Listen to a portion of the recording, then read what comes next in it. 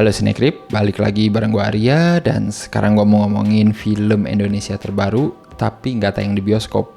Yang satu ini tayangnya di Prime Video. Judulnya adalah Berbalas Kejam. Ini gue nggak nyangka aja bisa nonton ini di streaming loh, bukan di bioskop. Ini adalah film terbarunya Teddy Suryatmaja ya, atau Teddy Su lah biar gampangnya nyebutnya. Dia itu udah ngedirect banyak film-film yang menarik. Debutnya itu Banyu Biru, terus ada Lovely Man, terus ada Something in the Way, terus ada apa? About a Woman. Dan sekarang tiba-tiba doi bikin drama tapi balas dendam. Gokil, bener-bener tidak diduga sih.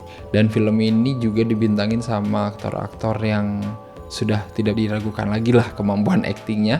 Ada Reza Rahadian dan Laura Basuki, plus ada Baim Wong juga di sini yang sebenarnya gue udah agak jarang ngeliat dia main film. Kayaknya lebih sibuk nge-YouTube ya, tapi tiba-tiba nongol lagi di film dengan peran yang cukup menarik asli. Lu kalau nonton dia di sini pasti bakal kaget dah. Berbalas Kejam ini bercerita tentang seorang arsitek namanya Adam yang diperankan oleh Reza Rahadian. Dia ini lagi merayakan ulang tahunnya di rumahnya bersama istrinya dan anaknya tercinta, tapi tiba-tiba ada perampok masuk rumahnya dan menghancurkan hidupnya seketika saat itu juga. Yes, istri dan anaknya dibunuh. Dan setelah kejadian itu, Adam gak pernah bisa move on. Selama 2 tahun dia terus murung, terus stres, terus depresi, sampai akhirnya takdir mempertemukan dia lagi sama pelaku perampokan yang bikin anak istrinya mati. Film dengan tema balas dendam di Indonesia itu jarang banget. Kapan terakhir lu inget nonton film Indonesia yang temanya balas dendam? Kayaknya gua sendiri udah agak-agak lupa. Mungkin Marlina, si pembunuh dalam 4 babak itu kan sebenarnya temanya balas dendam ya. Setelah itu apa lagi coba?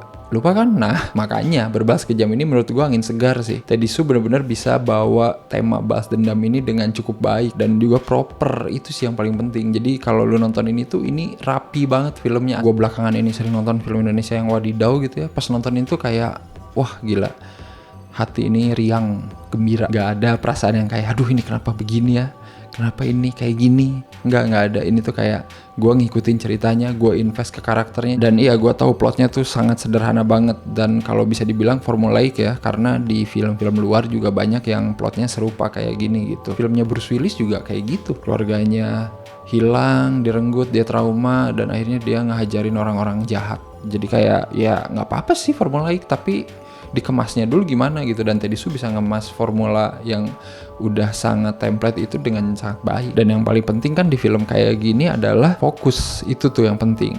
Teddy Su tahu banget karakter utamanya Adam, dan dia selalu fokus ke karakter Adam. Jadi kita bisa ngelihat perkembangan karakter Adam dari awal film yang aut-autan sampai akhir film itu kayak gimana gitu. Contoh paling gampang itu pas si Adam datang berobat terapi ke si Laura Basuki, di sini namanya jadi Amanda ya. Di situ bisa kelihatan banget Adam datang dengan keadaan marah-marah awal-awalnya dalam fase denial gitu kan. Sampai akhirnya si Amanda ini bisa bikin Adam curhat gitu tentang keadaannya sekarang kayak gimana.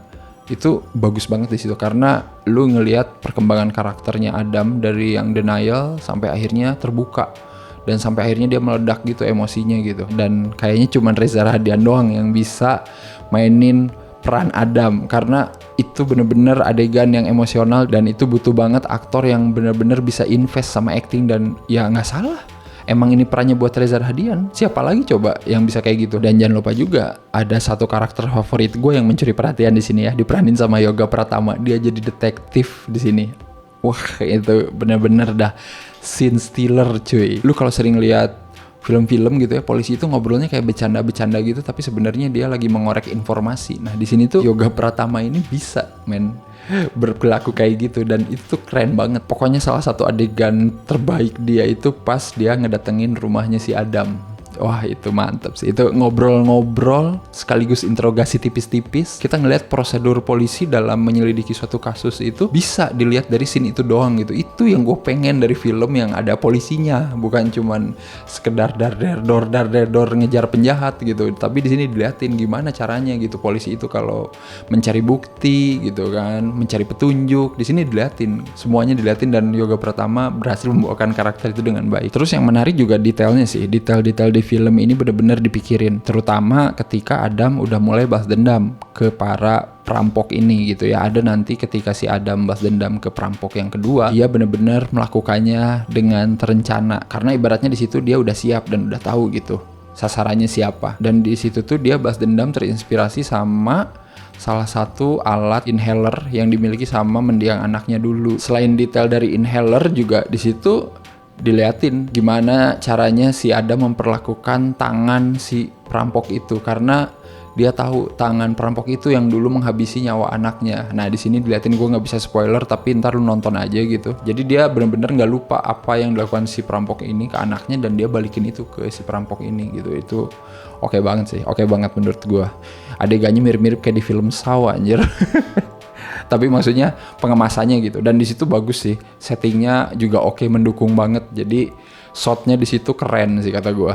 Nanti aja kalian nonton dah, kalau gue ceritain spoiler asli nggak asik. Dan tentunya terakhir ada plot twist. Nah ini kan yang kalian suka para netizen, tapi percayalah di sini plot twistnya bener-bener sangat dibutuhkan dan bener-bener berdampak sama perkembangan karakternya si Adam, dan itu bagus.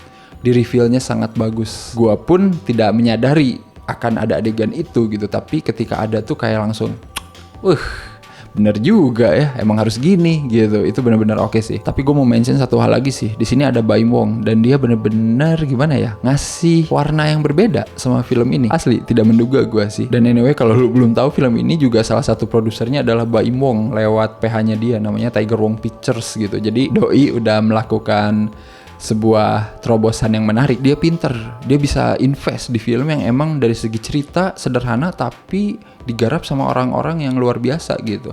Teddy Su sebagai sutradara ya udah nggak usah diragukan lagi gitu. Aktornya Reza sama Laura Basuki jaminan mutu menurut gua gitu. Jadi kayak cerdas asli, dan dia di sini ikut main juga. Perannya nggak banyak tapi vital, dan itu bikin filmnya jadi lebih berwarna gitu. Itu menurut gua salah satu hal menarik sih di film ini ya. Sering-sering lah kalau bisa ya invest atau bikin film yang keren kayak gini. Asli ini yang dibutuhkan, karena tema balas dendam jarang banget gitu di film Indonesia. Semoga nanti nextnya doi bisa bikin film-film dengan tema-tema yang menarik lainnya yang jarang diangkat juga, tapi tetap keren untuk ditonton sama penonton pada umumnya ya. Asli film ini sebenarnya kalau diputar di bioskop pun gue rela bayar. Tapi kalau ngomongin kurangnya sih gue nggak ngerasa ada yang gimana-gimana banget ya, karena tadi gue bilang plotnya itu rapi asli, naskahnya ditulis dengan cukup baik gitu, filmnya sederhana tapi fokus, itu sih yang bagus menurut gue.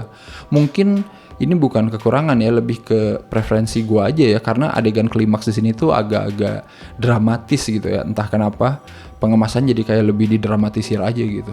Ketika nanti si Adam tahu gitu pelaku perampokan terakhir yang membunuh keluarganya itu siapa, itu tuh adegan duel di situ tuh agak kelamaan menurut gue ya, tapi ya nggak apa-apa, mungkin karena itu klimaks jadi emang harus dibikin sedramatis itu, tidak merusak keseluruhan cerita gitu, masih tetap sesuai dengan plotnya dan tetap bisa ngasih ending yang cukup baik juga di filmnya. Jadi ya no problem sih menurut gue. Ya intinya Berbalas Kejam ini gue nobatkan sebagai dead twistnya Indonesia lah ya. Plotnya itu rapi dari awal sampai akhir, terus actingnya juga Reza sama Laura itu saling melengkapi gitu ya.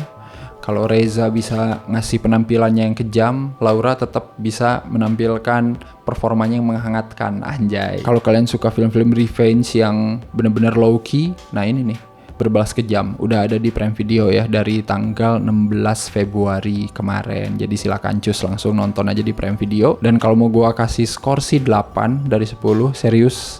Ini filmnya emang worth it itu daripada film-film Indonesia bioskop belakangan ini yang gua tonton yang bener-bener bikin otak gue agak ngeheng gitu ya. Nonton ini benar-benar penyegaran. Kalau kalian udah nonton Berbalas Kejam, silakan komen juga menurut kalian gimana filmnya, dan apakah kalian punya rekomendasi lagi film-film dengan tema serupa ya, terutama dari Indonesia. Tulis aja di komen, silakan. Siapa tahu ada yang pada pengen nonton gitu. Ya udah kalau kayak gitu seperti biasa jangan lupa like, share, subscribe Cinecrip, dan kalian juga bisa follow Cinecrip, ada di IG, ada di Twitter, ada di TikTok guys. Gokil TikTok ya. Tapi intinya jangan lupa juga dukung Cinecrip ya, bisa lewat Saweria, linknya ada di bawah, atau lewat Super Thanks ada di bawah video ini. Ya udah, sampai ketemu lagi di episode-episode selanjutnya. Bye bye.